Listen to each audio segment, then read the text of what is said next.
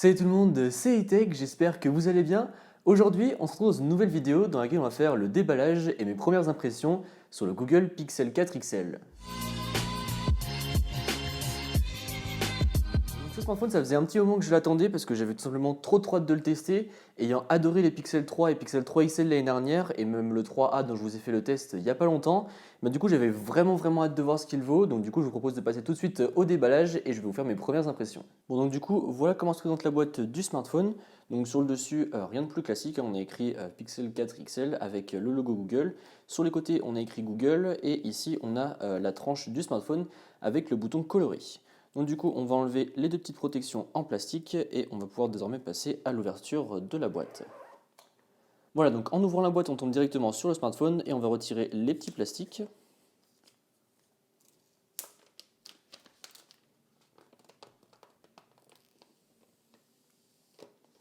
Voilà, et on va désormais allumer le smartphone pour qu'il puisse se démarrer pendant qu'on check le reste de la boîte. Donc comme vous pouvez le voir ici, je l'ai dans la couleur noire, donc c'est la couleur un peu noir brillant. Bon, je suis un petit peu dégoûté, je vous avoue qu'il n'y ait pas d'autre couleur de disponible en France parce que j'adore vraiment la couleur blanc mat. Mais bon, après on va voir ce que ça vaut avec le temps, si ça prend les traces de doigts, si ça se raye facilement, etc. Et alors par contre, j'aime vraiment énormément beaucoup les contours de ce Google Pixel 4 XL.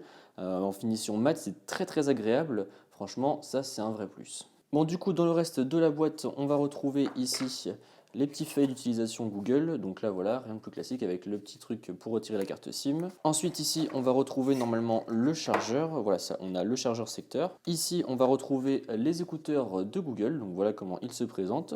Et ensuite, en dessous, on va retrouver le câble USB Type C vers USB Type C.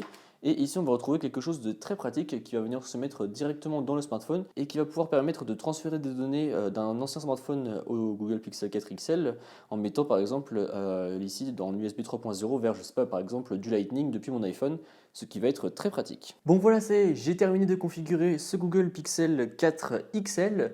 Donc mes premières impressions, c'est que déjà le Face Unlock est vraiment ultra rapide. C'est vraiment hop, on regarde le téléphone, c'est déjà déverrouillé, c'est vraiment très rapide. Donc bon, après dans les réglages, vous pouvez ajuster si jamais vous ne voulez pas que le téléphone se déverrouille alors que vous avez les yeux fermés par exemple, ou si vous voulez que les notifications s'affichent une fois qu'il a scanné votre visage, un peu comme le Face ID pour ne pas qu'il se déverrouille tout de suite. Donc voilà, franchement un Face Unlock vraiment très rapide. Bon après il sera un peu moins sécurisé que le Face ID vu que ce n'est pas un scanner en 3D. Autre impression, j'aime vraiment beaucoup les contours en finition mat comme ça. Et alors je sais pas trop ce que c'est, je crois que c'est du plastique.